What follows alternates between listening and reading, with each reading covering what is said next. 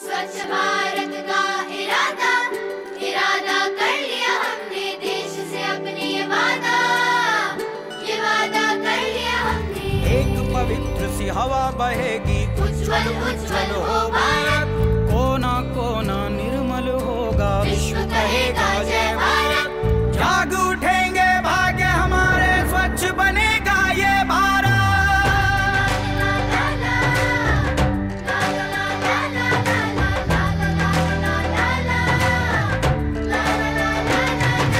स्वच्छ भारत का इरादा इरादा कर लिया हमने देश से अपने वादा कर लिया हमने, वादा कर लिया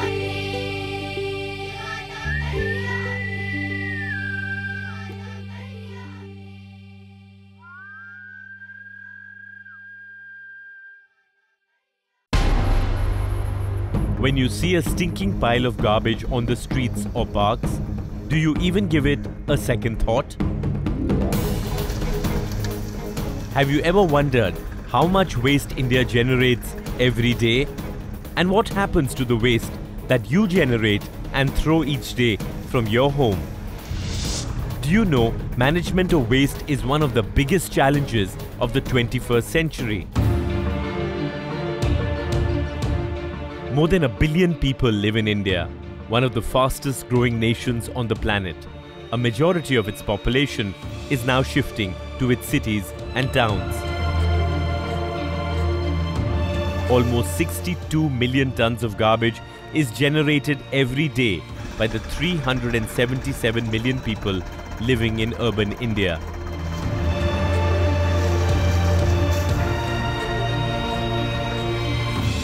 It is quite alarming to know that more than 45 million tons of this garbage is untreated and disposed of by municipal authorities every day in an unhygienic manner. You will be shocked to know that this is equal to 30 lakh truckloads of garbage. One of the problems India faces is how to dispose of organic waste, which constitutes at least 50% of the total waste generated.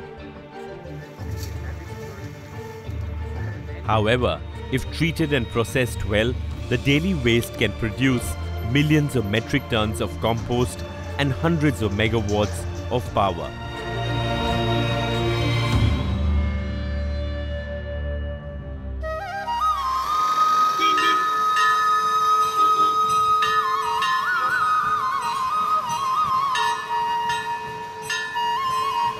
Coimbatore, a city in Tamil Nadu, is making this a reality.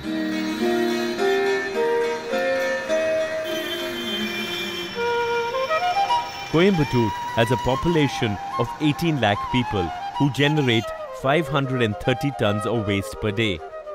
To maintain an efficient door-to-door collection, Coimbatore Municipal Corporation has a team of dedicated waste collectors.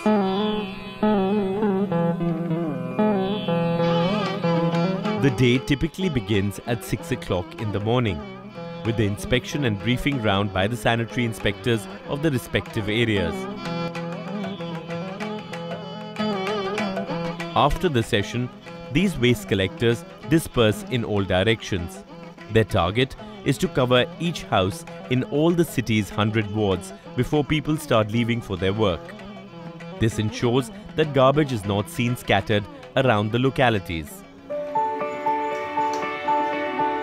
Mini Kumar is one of the residents of Coimbatore. She pays special attention to the waste she generates at her home. Every packet of milk that she uses is first washed. After the milk is poured from the milk packets into the vessel, she washes and sticks them onto the wall and leaves them to dry. After this, they are put into the dry waste bin. Mini follows a proper segregation method with 3 bins: green, orange and white, meant to dispose different kinds of garbage. We have been given these three, that is 2 buckets, green and pink.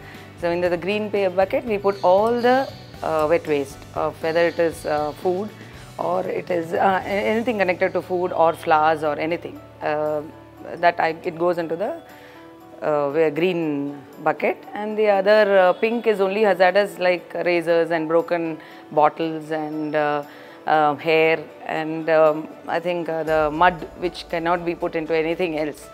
And the white the bag generally takes all the dry waste, whether it is cardboards or book waste or paper waste, chocolate papers, or even medicine waste, anything goes into the white.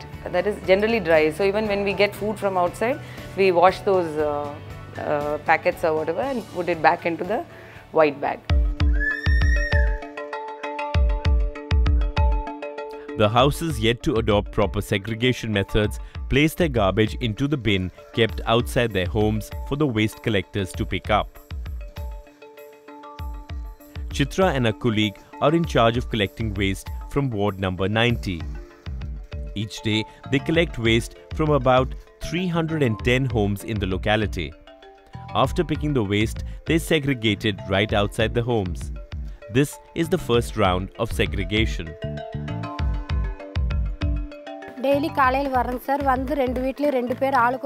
Every morning we come and collect garbage from every home. We segregate paper, plastic, bottles and other items. We keep dry and wet waste after segregation in separate bins. While the waste collectors are busy with collection and the segregation process, a separate van reaches the hotels in the locality to collect food waste, which forms a major component of the overall organic waste. The vans then make their way to the localities to collect organic waste from the waste collectors.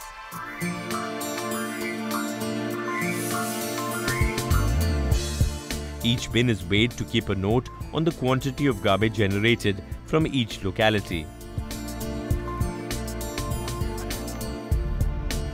Details of the weight of the garbage bin, place of collection and the name of the waste collector are written down for record.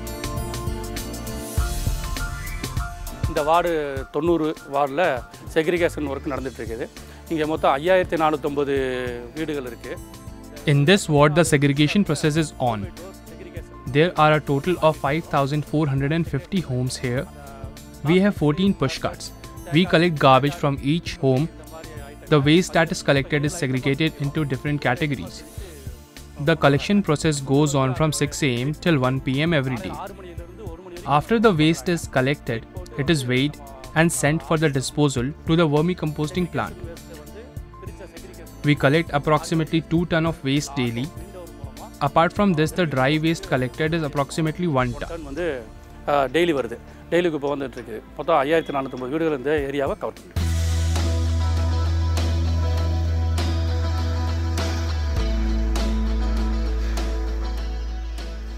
The van then heads to Velalore, where one of the largest vermicomposting plants of the country is located. All the organic waste from Coimbatore is brought here in trucks, where it is processed and decomposed. Spread over an area of 15 acres, nearly 2.5 crore rupees was spent in building the entire facility. It manages up to 100 tons of organic waste collected from residential and commercial establishments. One by one, the trucks start unloading the waste in the open area. The process of decomposition begins with the second round of segregation. Plastics, rags, metals, and other dry items are removed from the garbage. The idea is that nothing except organic waste goes into the compost pit so it does not get contaminated.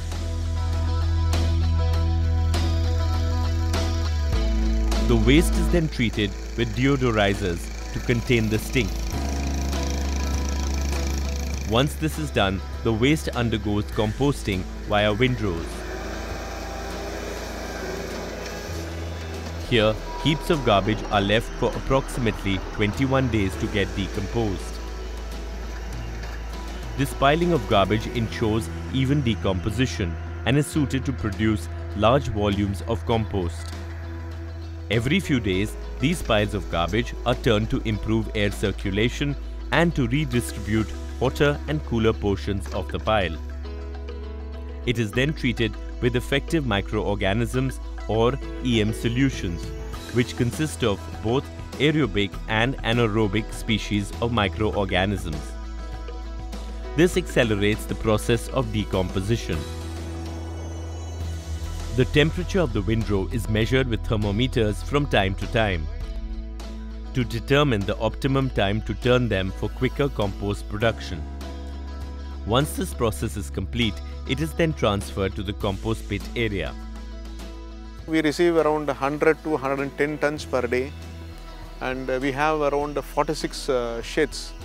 Each shed is housed with 4 vermicompost beds. The vermicompost tanks will be 32 by 2 by 1 feet dimension. At the compost pit, a layer of mud is first put. It is eventually spread all along the pit.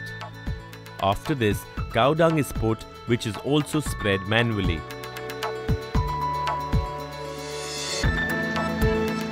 After this, the garbage from the heaps which underwent decomposition through windrow technology is brought in mini loaders and put in the compost pit.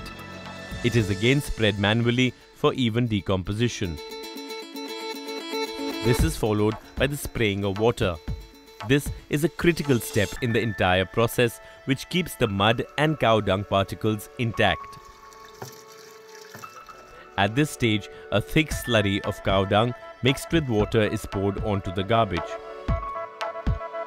This is left for 2 to 3 days to decompose. Now, the garbage is treated with earthworms who do the work to decompose it into manure. Vermicompost is the excreta of earthworms, which is rich in organic matter and other essential nutrients. Earthworms and microorganisms present in soil digest the organic matter and convert it into a decomposed form. Vermicompost has a very high nutrient availability, which is extremely beneficial for plant growth. The garbage is then left for 3 to 4 weeks to get decomposed properly. To check if the composting is happening evenly, a group of experts visit the facility and check the condition from time to time. Vermicomposting is a natural and an environmental friendly process, and moreover this is not a very costly process. So that's why we chose this. So for any waste management practice in India, we should have a mixed kind of technologies. So vermicomposting is like it finds first place. So any processing should begin with vermicomposting. Then you can go for a bigger scale like mechanical composting, and then you have biogas methanation plants, so etc.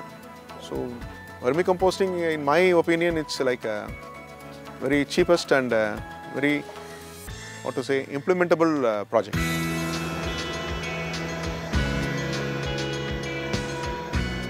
After almost a month, the decomposed organic waste is taken to the nearby facility, where it is fed into a machine which crushes it into fine particles.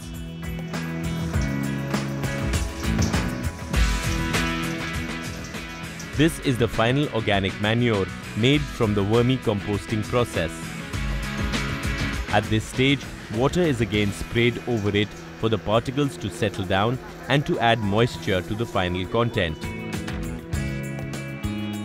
It is then packed and sold directly to the market by the brand name of Black Gold, which is used by the farmers and residents of the city.